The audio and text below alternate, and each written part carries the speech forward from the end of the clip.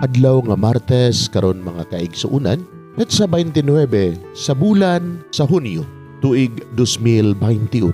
Ato karong gisaulog ang solemnidad ni San Pedro ug San Pablo mga apostoles. Ang pagbasa kinutlo gikan sa Ebanghelyo sumala ni San Mateo, kapitulo 16, bersikulo 13 ngadto sa 19. Unya miadto si Jesus sa yuta duol sa lungsod sa Cesarea Filipo ug didto nangutana siya sa iyang mga tinun-an. Sumala sa mga tao, kinsa man ang anak sa tao? Sila mitubag. May nag-ingon nga siya mao si Juan nga magbubunyag. Ang uban nag-ingon nga siya mao si Elias. Samtang ang uban nag-ingon nga siya mao si Jeremias ulaing propeta. Si Jesus nangutana kanila, apan kamo, unsa may inyong ikasulti? Kinsa man ako?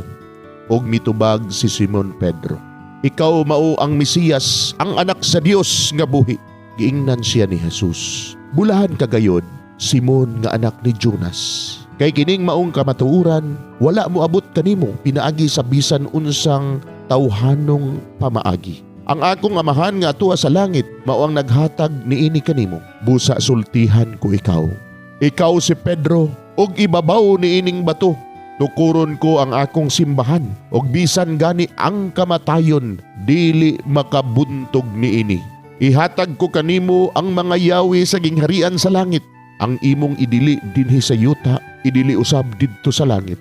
Og ang imong itugot dinhi sa yuta, itugot usab didto sa langit.